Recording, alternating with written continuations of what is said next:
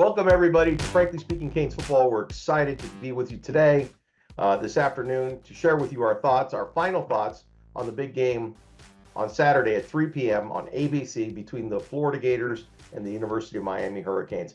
I've got my co-host, Robert Powell. 3:30. It's 3:30. I said 3:30, didn't I? I thought you said 3. Okay, well, 3:30. I hope I said, let's correct it. And we've got the cane juice. The cane juice is We ready got the to go. cane juice right here. Yeah, and the difference between the cane juice and the previous years is this one has vodka in it. So This one has vodka in it. Yeah, that's right. That's right. This is. Take a sip, baby. That's Take a it. sip. That's it. That's it. So I'm going to go ahead and share our screen here. As we get into this, what we tried to do was to put together an analytics package, and we discussed it in the part 1 of our series with you. And in part one, what we tried to do was show you the analytic AI model predicting for the game. So this is part 2. This is the final recap where we're going to share with you our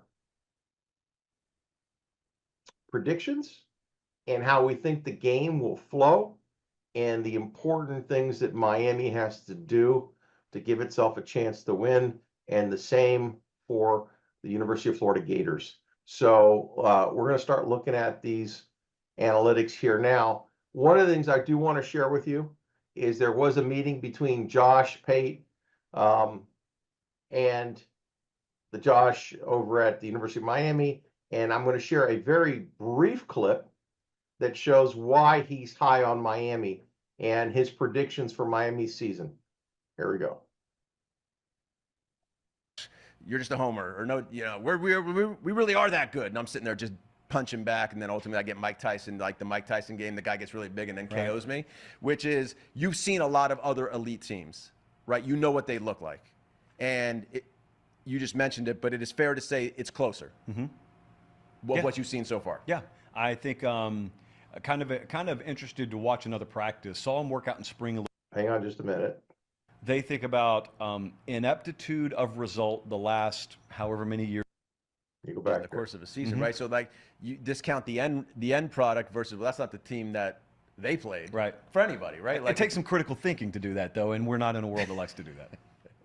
I'm like, wait, as the cap is here? I think the cap is here. I think I kicked in a little early, dude. It might have kicked in a little early. So since this is a UM podcast, and you were here on campus in Coral Gables, I believe the ceiling is how you put it for Miami was 11-1. I put it at 12-0. If I said, okay, let's stop for a minute. Did you hear what he just said, Rob? Rob? In terms of what? The ceiling for Miami? Yeah, he said 12-0. That's right. He said 11-1 to 12-0. Now he's going to give the reasons why. Let's listen. 11-1, I lied. So the ceiling is 12-0. Well, I think I listened, but it also, that's the trickery of what I see on. So, but I know what you did.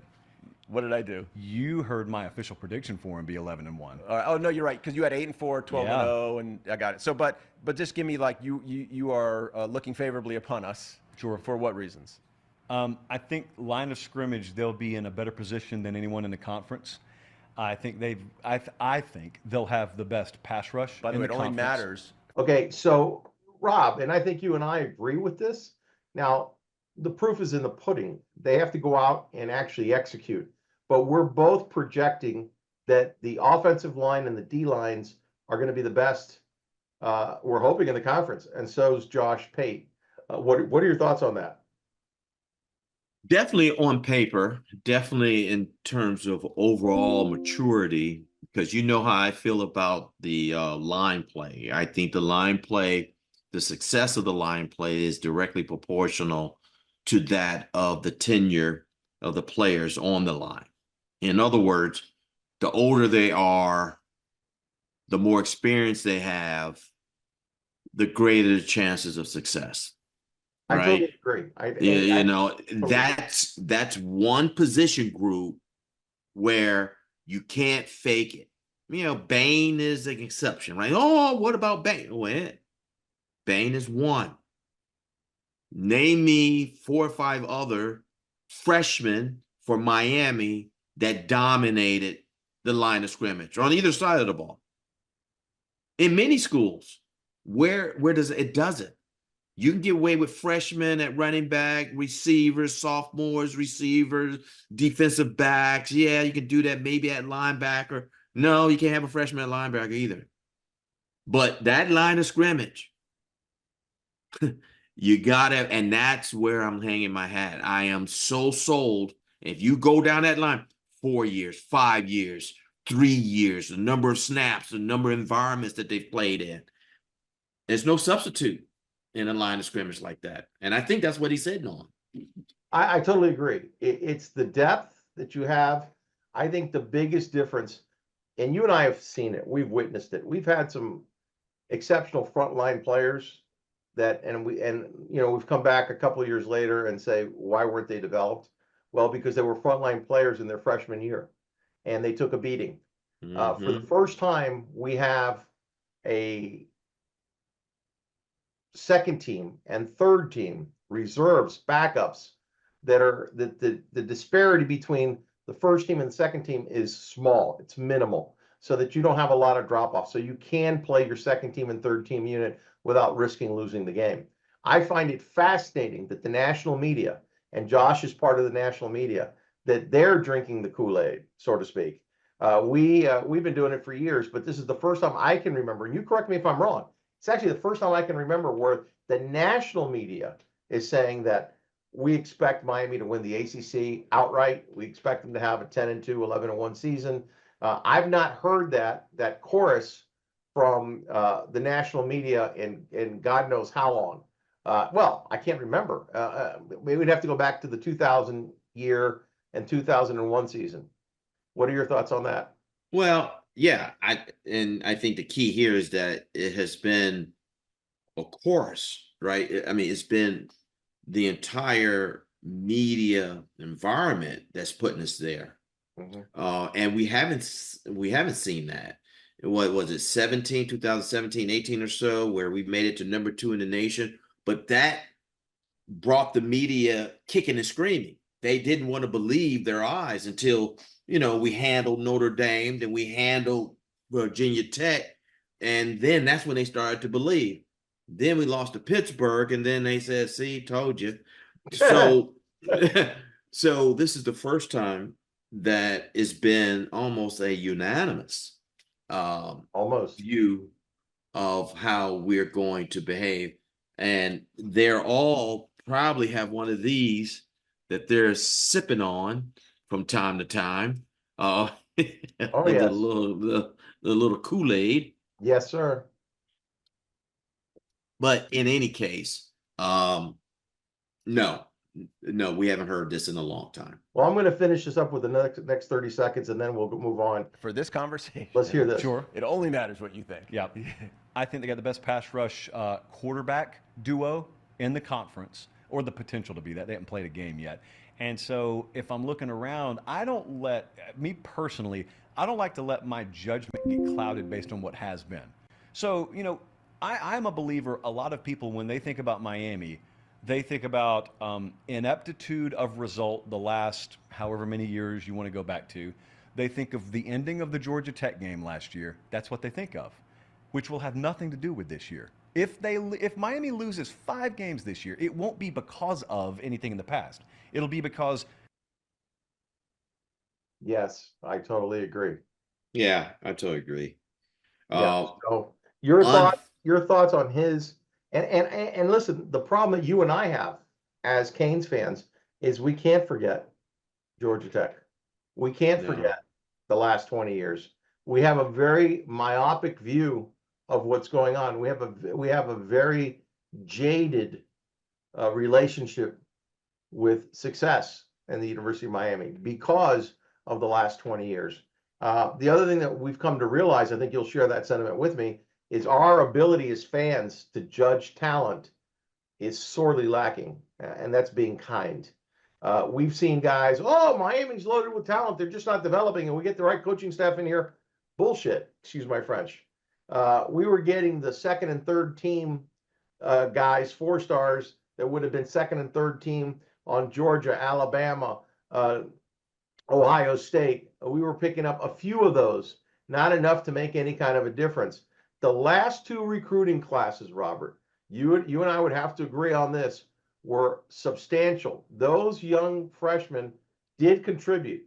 That they weren't starters, but they played a lot of snaps. And in the past, that couldn't have happened without seeing a huge drop off. So I think that strength and conditioning coach and the strength and conditioning program, the combination of snaps, and now you have sophomores that have been in the program and juniors. I think that gives us the best chance, without a doubt. Your thoughts? No. I totally agree. I think that with the players that we currently have and um, what their resume shows, it's it leaves little doubt, right? It leaves little doubt of the success that we expect to have.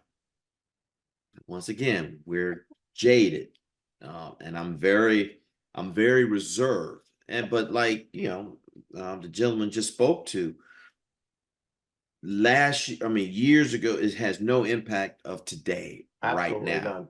It is not. But we have it in our mind, and What do we you think kind of is the biggest factor for this 3-year turnaround, aside from the fact that Mario Cristobal came in with a laundry list of things that the school had to provide in order for him to take easy, the job? easy. The What biggest is it? factor is the money that the University of Miami decided to invest back into the football program. Now, people point to when we win those national championships. It was different. It was a lot different then, right? But money, investment, the commitment to the football team and players and coaches seeing that. I think that one of the reasons why we couldn't get coaches here because we never showed any real commitment to investing into the team. I We totally were we were just, relying on our legacy of winning national champion. Oh, you want to come here? Oh, we got Miami. Oh, we got the beaches. We got this. We got that. No, those coaches want to win, and you're not going to put any money. Yeah. So the biggest factor is the decision and the commitment by the university to invest into the football program. I totally agree. I think that with the advent of NIL, which by the way, we've had NIL in the NCAA college football realm for 30 years. The difference is in those 30 years, it was a brown paper bag snuck under the table at a Denny's over pancakes. Okay. And the other difference was you could do that if you were one of the blue bloods. Okay. But we Mhm. weren't. And we have to be real about the fact that nobody liked the way Miami was winning at that time, despite the brown paper bags. So Miami Right. got hit with sanctions based on hamburgers and cheeseburgers and meals and this, that, and the other, because they didn't like the fact that you had all these people in Miami that were kicking the college blue bloods. Yeah. And I also equate this to the reason Nick Saban retired. If you can't get the best groceries and the best ingredients to make your dishes at your restaurant, and now the guy down the street and the guy down the are getting the same type of groceries and basically have the same chefs that are there, okay? What's going to end up happening is you're not going to be as competitive. He got out when the getting out was good.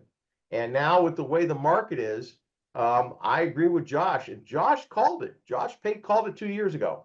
He said with the advent of NIL, he looked at the Florida teams, University of Florida, Florida State, Miami, a resurgence to dominance because if the money was there, the players would stay home. And if the players stayed home, winning would beget winning. Once you get on that winning cycle, which is the other reason why I think this game is so strategically and tactically important. Does it mean anything in the overall for our ACC record this year? Absolutely not. Can we go on and win the championship in the ACC? Absolutely. Can we even get a berth into the playoffs? For sure, if everything goes right. However, what this would do, if we beat Florida, it'll catapult a lot of recruits that are on the fence that are saying Miami is on the right trajectory and we will begin to dominate. Even though we had a top 5 and a top 7 recruiting class, we'll end up having a top 3, a top 2, a top 5 consistently. And when that happens and we're keeping all of those kids home, Then you've the likes like Ohio State, Georgia, Notre Dame, all the major players that you see. What's going to end up happening with them is their talent level starts to come down while ours starts to go up. And they're bleeding not just those players, but across the country. Because to your point, you said it a bunch of times.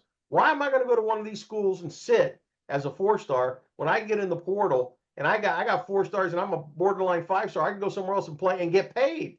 And that's another thing too. These schools are now going to have to compete financially. Ohio State's got a ton of money. They're at the top. Texas A&M, they're at the top. Georgia, they got money. But a lot of the other schools, Clemson, for instance, not getting involved in the portal. I think they're going to become an also-ran team in the next 5 years unless they get into the portal and unless they start to invest money, not just in retaining their players, but going out and bringing in players, because you can't develop players fast enough to keep your job. Your thoughts? No, it's true. And it's something that we've talked about. It didn't take, a genius to figure out that once the NIL kicked in and all that, is that you stockpiling talent. That's no more. No more. Right? That's no more. The second impact is the high school players are now going to be secondary in terms of filling a gap to a portal player, right?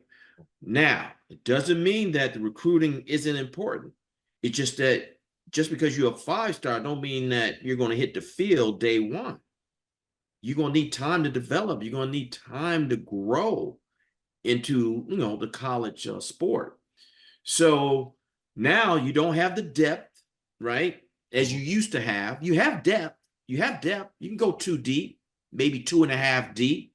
But to be having 5 stars packed up 3, 4 deep, no, they're not going to sit there. They're not. And that 5th year guy is going to test the market. Free agency. Oh, yes. You got the bags. You don't want to invest in me anymore because you're ready for your number 2 to take my spot. Cool. I'll kick rocks because Miami will pay me for me. I mean, look at Cam. Washington didn't want to keep him anymore. They probably couldn't afford him. And really, in some programs, it doesn't make sense. No, I got another guy. I'm ready. And that's fine. Right? Which is great because it means that a talented player, 1st or 2nd string, will always find a home and get paid. Will always find a home and get paid. You don't have to wait for the coach to fall in your favor, which is great. Without a doubt. But to your point, you made several points in our previous conversations, which I think are going to become gospel. I'm going to give you one of them. You told me, rightly so, that this now is going to impact the growth and development of freshman quarterbacks coming out of high school. Okay, it makes absolutely no sense for you to take a freshman out of high school unless the guy has innate abilities, and put him on the field. You're going to lose games. So what do? If you're going to spend the money, you go in the portal, you get a seasoned veteran, a 4-year guy, a 3-year guy with upside, and you try to develop the kids that you have in the room to eventually move up and take that position. But that's one position. The other position, defensive end. And you and I both agree, you win these games on the line of scrimmage. You've got to generate a pass rush. So you've got to have, offensive line, D line, and quarterback are going to be the premier positions that you acquire in the portal. You can get some receivers because it's a different type of athlete, freshman, and groom them and bring them up. But when it comes to portal acquisitions, those are the guys you're going to go after. So you're going to have to pepper your squad with experience. And we're going to get into that in a minute. And you mentioned it. You like what we have on our D-line. Why? Because of the seniority and the experience that they bring. So yes, we're going into a very hostile environment against a tenured, like you mentioned before, a tenured group of guys. But guess what? We're bringing our own tenured group of guys. They may have experience in other areas, but they've got the snap count. So with that, I'm going to go ahead and share my screen with you. And let's look at this here. We'll get rid of Josh for now. Okay, and what I want to do is we've got a lot of the analytics where Miami's got a top 10 O-line, so does Florida, Florida State. We're not going to go through all of that because it's really irrelevant at this point. It's time to play ball. But I am going to go through the D-line, which I think is critical in this game, and the number of snaps. So let's go with Simeon Barrow, who's the defensive tackle that we acquired in the portal from Michigan State. And we're going to take a look at his statistics. Can you see that, Rob? Not yet. Can you see it now? Okay, it's popping up now. Yep, Okay, I perfect. see it now. What I want you to focus on, Rob, is, okay, the guy's 6'3", he's over 300 pounds, but let's say 290. Look at the 3 years of experience that he has here in his career stats. As far as 36 total tackles, 14 solo, 22 assists, 3.5 sacks. What are your thoughts? Fumble recoveries. What are your thoughts on bringing in an experienced defensive tackle who played in the Big Ten like Simeon Barrow? Excellent. I mean, we just recruited one of the top defensive linemen in the country. What's his name? Justin Scott. Is that his name? Yes, 5-star. Okay, 5-star, right? Not saying that he won't get on the field, but there's no need to put him on the field. Correct. Let him grow. Let him get stronger. Let him learn. And you got guys with 3, 4, 5 years experience, and you're too deep. There's no need to put them in there now, right? Let them learn. So this is an example of what I'm talking about. This guy here, 3 years, solid experience, average over, 38, 40 tackles? Yep. So, that's a good stat, and he's a good size. He was highly sought after too. So he made his money. He made his money. Hats off to him. Absolutely. Hats off to him. Rob, I'm going to share with you a small little clip. Games, but highlights. he is. Look how big this guy. He's stout. Tigers. Whoops. Let's see here. That was at the beginning. Let's play. Defensive lineman Simeon Barrow entered the transfer portal. He says he has a scheduled visit to LSU.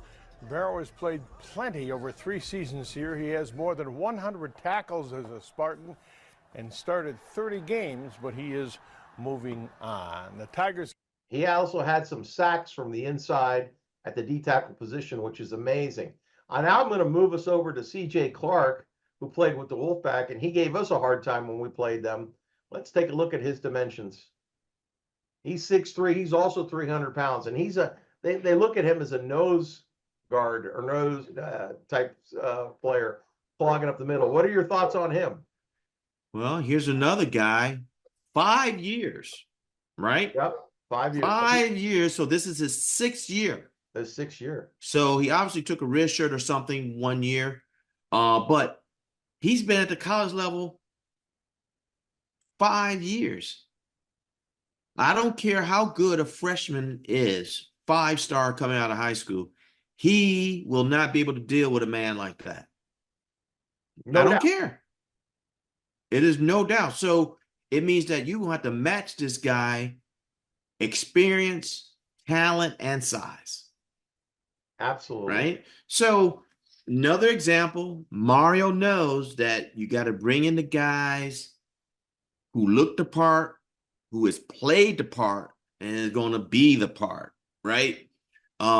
So you pull up another one. I bet you the starters have nothing less than 3 to 4 years experience. Totally Nothing agree. less. Totally agree. People will, Bane, freak of nature. But that's not very often. It's not very often. You couldn't line up all last year with all freshmen. Let me ask you this. Speaking of Hurricane Bane, we put him at the defensive end. He played more snaps than any other D lineman because he was the only one that was healthy. So now you bookend him with guys like Simeon Barrow, C.J. Clark at the tackles. We haven't even got to the other end, okay, which we will now in a minute. Now they've got to pay attention to the entire D line. You can't focus on one individual because we did move Hurricane Bane to D tackle during parts of the season because we didn't have enough bodies. We were thin on the D line, and now they've replaced them. So let me go ahead and share with you the other additions that we had, and we'll go here to let's see, Tyler Barrow. He's going to be the defensive end that's going to be opposite of Ruben Bain. Let's take a look at his metrics real quick. This is a big fella. Rob, take a look at him. He's 6'5", and again, 260. He's probably closer to 280. Take a look at the years in college and his stats, Rob. Give me your thoughts. Guy's got 8.5. Actually, he's got 13 sacks over the 6 sacks last year in 2023. 28 total tackles, 16 solo, 12 assists. What are your thoughts on him? Well, I go right back to where I come from. 4 years experience, big guy, proven on the field, and there's no doubt what you're going to get out of him. I mean, he's averaging 25 tackles a year, right? Is that total Actually tackle? Actually, a little bit higher than that. Higher than that, yeah. You know, and big, 6'5", 260. Yeah, at the end position as well. He's making those tackles as a defensive end. So yeah, he's really gaining some ground. He reminded me of the cat we had, Jalen, who went to the Dolphins. What was his name? Oh, he came as a transfer from UCLA. UCLA, that's right, or USC. Yeah, and ended up being a factor, big factor. Oh, yes. So, yeah, I mean, you look at last year, 28 totals, 16, 6 sacks. I mean, and what can you say? I totally agree. Fumble recovery. For a touchdown. Now let's go take a look at some of the rest of that D-line, because really, these are the guys that are going to make the difference in the game for us. And let's see if we can do that. But before we do, I can't help myself. We've got to look at one quick clip. It's a little short. 44 yards away to do it. Oh, that's beautiful, isn't it? Okay, that's good for that. And then this is a tribute to all of us the last 20 years. I kind of know what it's like to be in commercials. Yeah. My nickname in high school used to be Kool-Aid Man. That's how we looked at the end of the season. Okay, we're gonna Kool-Aid Man. We're gonna exactly. That's how we looked at the end of the season. Yeah. So I'm looking at them making a major impact on the D line. We know what we got in Ruben Bain, so I don't have to show you any of him. We've also got De'Ani Hill, who's going to be one of the corners, and then we're going to come over here, and you and I discussed it, but we do want to show the folks that Graham Mertz is no joke. Okay. We're going to start, and if anybody thinks that we're going to walk into Gainesville and it's going to be an easy game, I think you're smoking something. Let me just show you him. He's a very good quarterback. He's got the size at 6'3", 216. And Robert, again, with experience, 5 years going into a 6-year, 72% passer rating. 2,900 yards last year. He threw for 20 touchdowns and 3 interceptions. He averaged 8.1. His long was 161. So if you notice his rating, every year he went up. First year is an anomaly because he didn't have very many snaps and it was high, but his efficiency is through the roof. I wanted to get your thoughts on what you see at 2,900 yards, 20 TDs, 3 interceptions, and 69.3 QBR, which is 36th.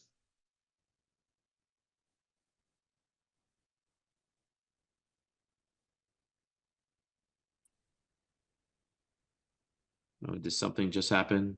Yeah. I just want to get your thoughts on the QBR on Graham. Yeah. I think he's. I can't see your screen now.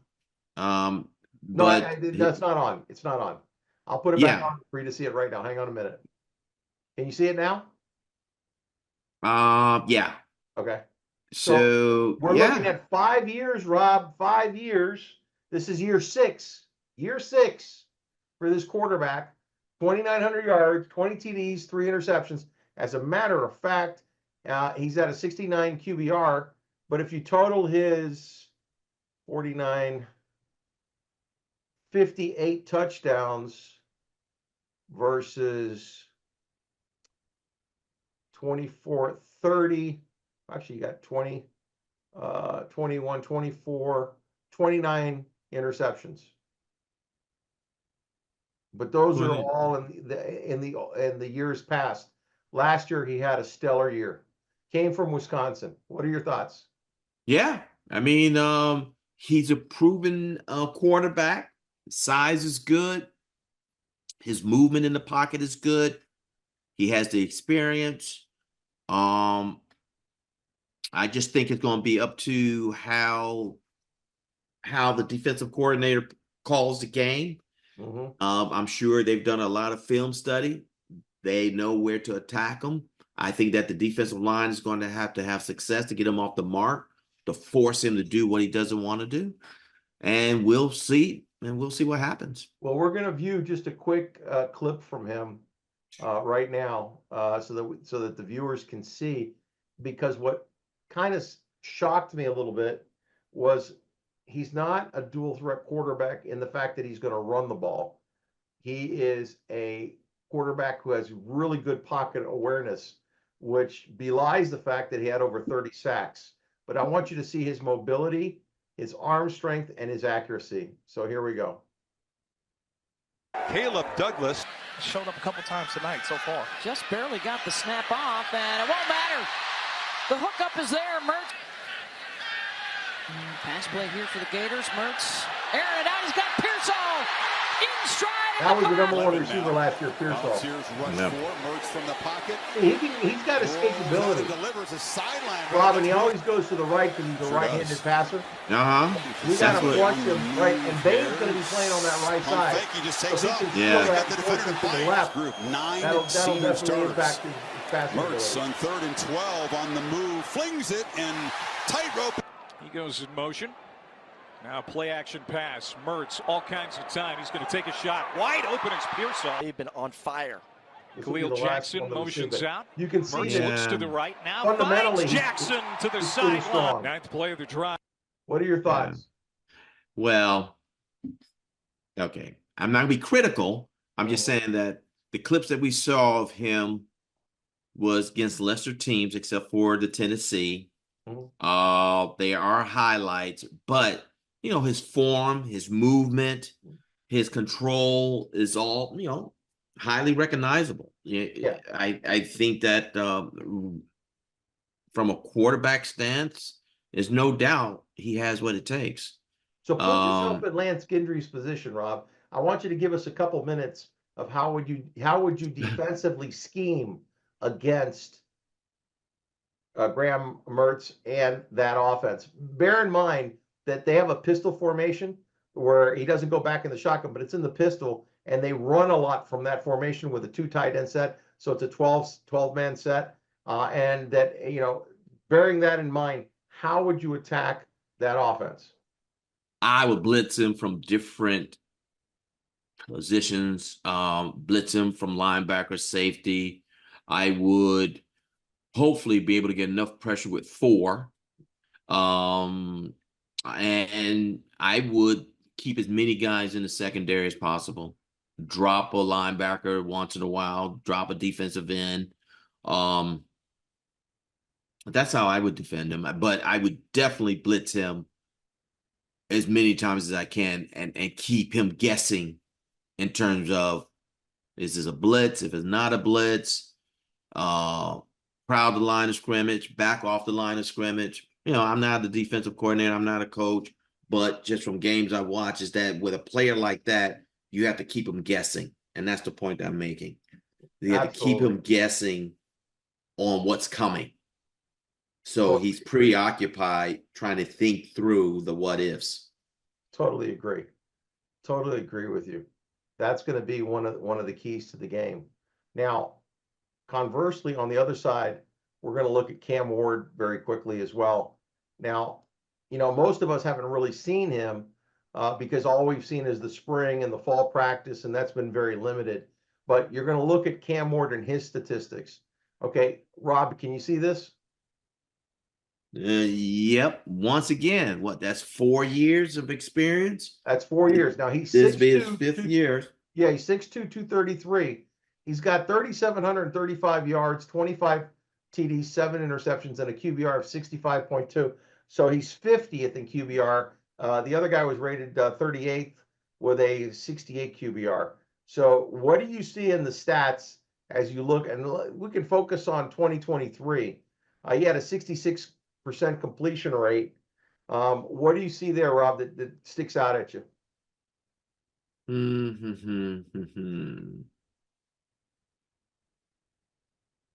We passed it for a lot of yards. How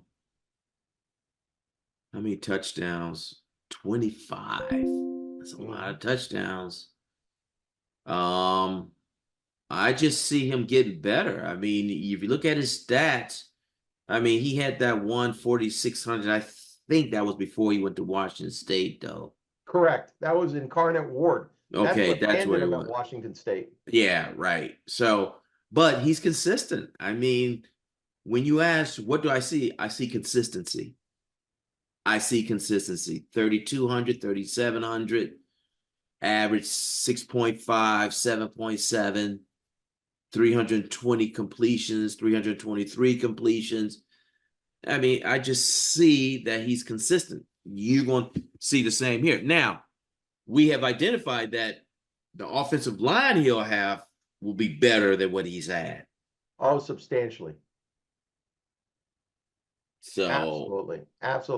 One of the things that I want to bring out as well is that both him and Mertz have a low average per attempt at 7.7 and 6.5. The Goldilocks zone is to be between 9.5 and 10.5 first row. But that again is equated to the O-line. So based on what you just said, I'm going to share with you a clip, and I want your thoughts on it, on him in action and the O-line. Remember now, when you saw Graham Mertz, he had a fairly clean pocket on most of those plays. Watch the highlights from Cam Ward.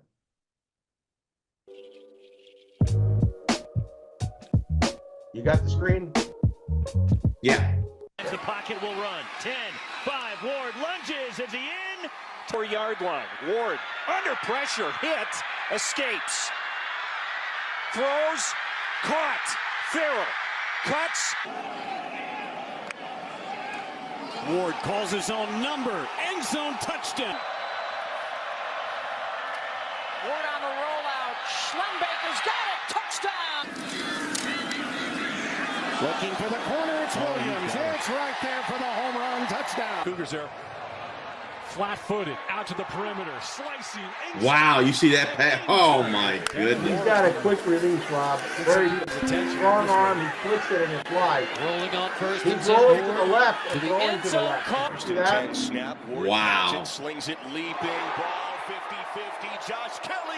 What a catch. Later he tackles coming in. Ward back to pass. Notice that he never had a clean pocket. Ward. He barely had enough time to set up. Are you seeing what I'm saying? Yeah, I'm seeing what you're Move to the seeing. outside. Now he comes back in and scores. To heels again. Ward gets rid of it. Touchdown. Pitching. And the other thing is, Rob, I want to bring up, and that's enough of that there. But I also want to bring up the fact that if we're in the red zone, he becomes a bigger threat. Because absolutely. the threat to run and the threat to improvise. I wanted to get your thoughts. They're two totally different styles of quarterback play. Mertz is more of a drop back quarterback who has some pocket awareness, who, even though he had a lot of sacks, a lot of sacks are a testament that he's probably not the most elusive, but I think he's elusive enough. And then you have Cam Ward, who was under constant duress, who outthrew because he had to. They had no running game. So what are your thoughts on the two different styles and what a clean pocket and a strong offensive line would mean for Cam Ward? Well, the styles when they're in the pocket, look very similar. I think Ward, though, instead of running lateral only, he will run upfield. Yes. Mertz, I didn't see him running upfield. He's always looking to throw the ball, which is fine. Throw the ball downfield. He's running parallel to the line of scrimmage. Most of his escape is to get out to try to throw it. Cam will do that. Plus, if it opens up, he's taking on. It doesn't have to open up by very much. But there are games now. The games I saw Cam in, the competition was a little greater. Yes. We saw Mertz and it was McNeese State and some other school. So the protection was pretty good, except for when they were playing when they were playing Tennessee, the protection was different. But definitely, to answer your question, stronger offensive line equates to a more productive quarterback. And if you have a strong running back and an offensive line, the production of the quarterback increases even more.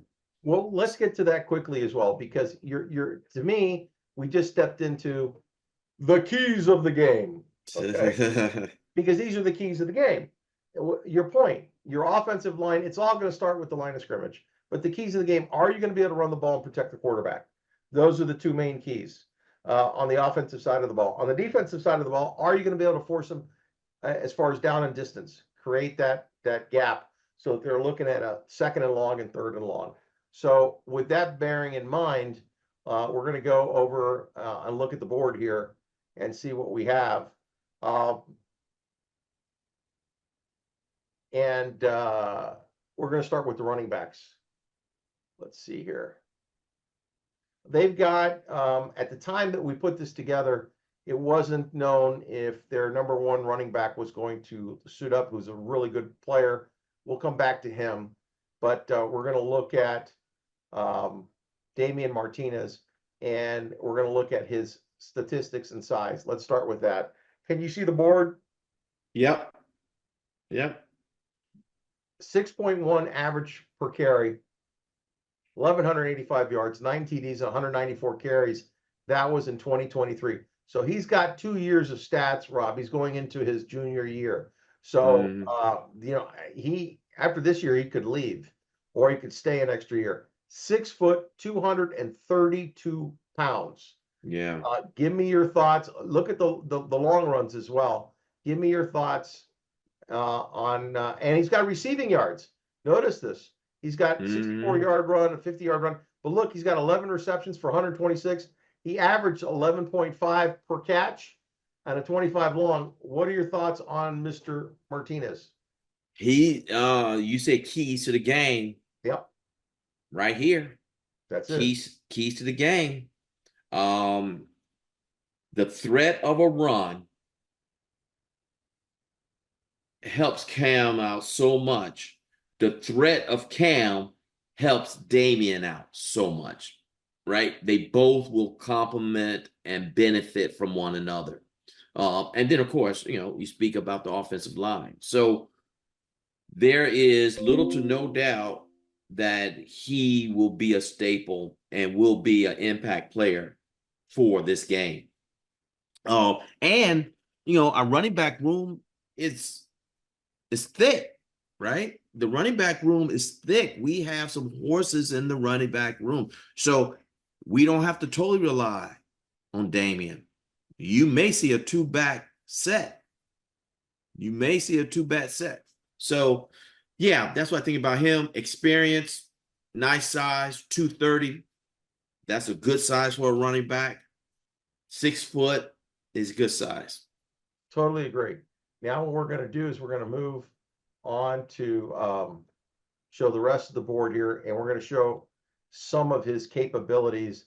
And I think you and I have seen this before, but what stands out in these video clips is the power and explosiveness that he has. And I think it's safe to say there's nobody on our team currently that has that kind of explosiveness. He has a first down, and he cars right through the Spartans. I know that That graphic there makes my head hurt, to be honest with you. Dancing Martinez. What, Rob? What's the first thing that stands out in his running style? His vision, man. There you go. His vision and his patience. Off play action. Martinez. Good hands. Did you see that catch? Yeah. 19-yard pickup. Martinez follows it up with a run. Gets the outside. And a burst of speed, Rob. Yep. Watch his patience. Look. Big hole. I mean, he doesn't waste any time. Once he makes his decision, he's gone. Granted, he was playing for a team that had a great offensive line as well. Coming in the last 8. But his vision, Rob, you nailed it. Yeah. It's his ability to see the field and the open lane. Yep.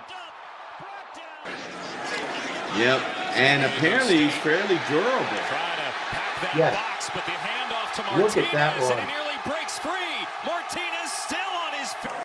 Okay, so we've got a durable back in Damian. And what I want to share with you now also is the second part of this, Rob, which is going to be the wide receiver group. Any thoughts on the wide receiver groups before we get them? Shoot, man. Sam Brown, the X-Man, and Jacoby George. Well, we kind of know what we got in those two. So I'm just going to go with Sam Brown because he's a new addition. Okay. So let's see what we got with him because we've just seen snippets. Let's go with Sam. Sam Brown is first. Let's see his size. Sam Brown is 6'2", 195. So he's a big cat. He's got. By the way, he's a track star as well. I found that out. I wasn't aware of it. But look at his 4 years. He's going into year 5, Rob. There we go. There we go. More experience. Okay. More experience. Averaging 13 yards of reception, 852 yards. He doubled up from year 2022 to year 2023. So it looks like he's highly productive. He had 3 TDs. Me personally, I think he's going to be the #1 receiver on the team.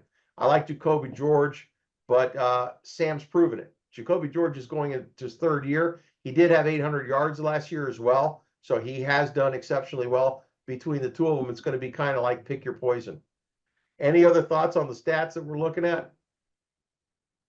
No, he has improved every year. There we go. Experience. Mhm. He knows the system. He's been coached by his offensive coordinator. Yep. Well, now we're going to look at him in action. Again, it's against UTSA, but that's one of the clips. But I want you to see his speed, his ability to pinpoint the ball, go up for the ball, fight for the ball, and his runs after catch, which I think are impressive. On first down, Smith wants to go deep and is throwing deep down the middle of the field. That ball right there. Come back for it. What a graces and throws an absolute laser. Quick toss here, Samuel So you're going to see him in bubble screens as well. Brown has it. Gets inside the 35. Elliott Davison and Houston, But with the Texans. and actually at the game. Pass is caught. Samuel Brown up to the 43. We'll see if they spot that. Give credit to the 44-yard. Don't allow big plays, something 25 yards or more. Underneath, the catch is made for a first down to the 47-yard line. Samuel Brown. Apparently, he had a big game here, Rob. So what are your thoughts on him so far? I think he's good. I'd just like to see his speed. I'm not. They're saying he's a 4.4 guy. Okay. I got to see him in games. And not Against real competition. and not in clips, right? I agree. But I'm sure he has talent. I'm sure that his numbers speak for themselves. Once again, an experienced guy. Now, the guy that we need to watch out for is Eugene Wilson, Trey Eugene Wilson. This cat is his sophomore year. I'm going to put him up for you. This is their #1 receiver. He's a legacy player at Florida. Smallish at 5'10", 183. But look, only 1 year of experience. 61 receptions, 538, 8.8 yards per catch. 6 TDs, 30 long, but they use him in the backfield. 6 carries for 55 yards, 9.2, 18 long. Thoughts on Trey or Eugene Wilson? Well, he obviously must be a talented guy. But last year was first year. I guess he was a freshman, so he should have more experience. He should have a better feel for the game. His size is decent, 5'10", a little bit on the short side, 183 pounds. But apparently he's pretty good. I mean, he's decent. Well, let me show We you some. just need to see just how this year is going to be. We don't know how consistent he can be from one year to the next. Okay, this clip I'm going to give you is versus Georgia, which is a tremendous defensive team. Let's see here. I call him Trey, who was in motion. Mertz, plenty of time. Fires down the middle on the run. And it wide open yards number after the 3 catch. all the way to the 39-yard line. Was so good, and the motion that hurt Tennessee coming across, and then the square end. The potential is to Square keep it end, to that's him, it right throw there in screen soft to zone. Motion. Yeah. Pump fakes that way and comes back. The Short other little way. screen against running across the 2 back. weeks ago against South Carolina. What's that? Here's a slip screen. Running across the line of scrimmage with motion when they threw it to him. They did a lot of motion with him. Yep. Best around. They Slant. There's Slant. the first down. Wilson in is going to score. Touchdown, Florida. That tells the court. I've seen enough to tell you that I think that guy's a real threat. Yep. Yep. With they moving him all around and slants, swings. Yep. And their possession, and they have another guy on the outside, which is Chamiri. I'm going to show you him real quick. Chamiri's about 6 foot. He's a little bit bigger. Now, Chamiri's this will be his 5th year. He's got 4 years with Wisconsin, and he averaged about 15.2 a catch. He's got a 74-yard, which is probably his longest in his career, which was in 2022. But he is a heck of a player. And this is a guy that worked a lot with Graham Mertz at Wisconsin, because that's where Graham came from. Any thoughts that you see on this particular guy? Obviously he has experience, played in the Big Ten. Lots of experience. Averages 15 yards. Yeah. Good, 6 foot, 195. I mean, he looks like a baller. Yeah, he's a boundary receiver. He's not one of the slot guys. But we're going to go ahead and play just a little clip of him. There he is on the screen. He's got a pretty good burst of speed. You see right here. Yeah. He can take it to the house. Didn't get caught by the safety, though, at the angle. DK'd down. Mertz, the time. That's Mertz throwing to him, too, by the way. DK, touchdown. Yeah. Isaac Verindo is checked in. Number 20. Oh, that's a beautiful pass. DK again. So as far as acclimating himself to Graham Mertz, that's not going to be an issue. So what are your thoughts on DK? He's another one that need to keep an eye on. DK, I don't see him any better than the receivers that we have. Wilson, he's very versatile, but I see him like an X-Man. I agree. Right? So except with speed, a lot of speed. Yeah. That's but X-Man makes up for it with his elusiveness. No doubt. He's very elusive. If you watch some of the games, you see him get in situations like, wow, how did he get out of that? Or how did he turn his body to catch that ball? Body control. He has excellent anticipation of where the defender is. You see the defender here, he spins to the right or spins to the left.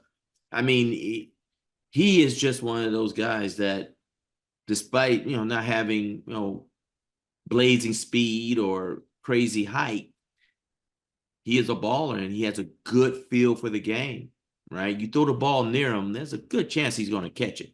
No doubt. And if he doesn't, nobody else will. That's the thing I love about X-Man.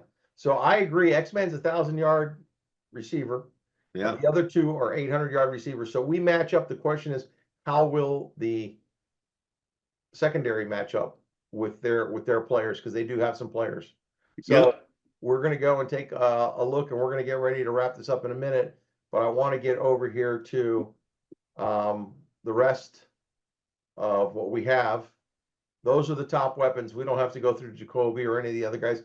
Khalil Jackson is a 6'2", 6'3", big-bodied guy, but he's a possession receiver, and they're going to use him quite a bit in the red zone. A guy that goes up and gets the ball.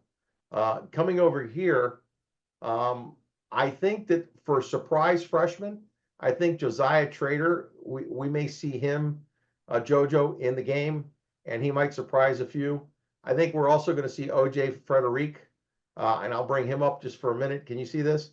He's 6 foot 180 out of high school, and they're saying he's going to be vying for a lot of playing time. So I think that could be a top 70 player in the nation. So that's going to be at corner. So let's see here. The other wild card is Chris Johnson, and I think we'll see him in kickoff return, and Elijah Lofton, the tight end who can play fullback. So I think that you're going to see that's basically the way it's going to break down. And I'm going to try and get in here and see how this works out. I want to show just a short clip of Riley. Can you see this screen, first of all? Yeah. Okay, let's see if you can see this.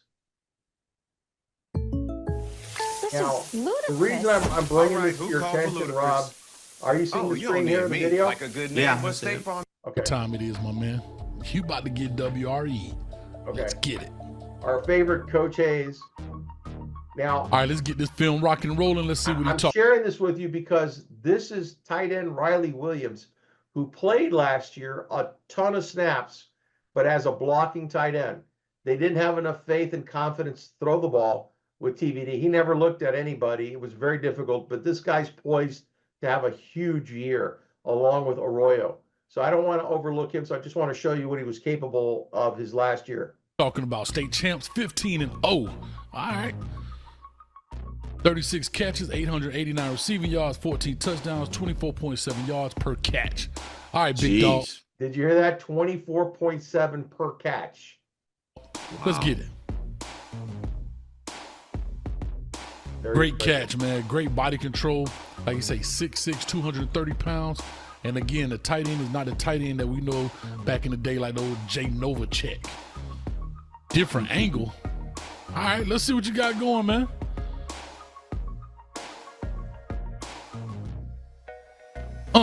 God, wow. Let's get it.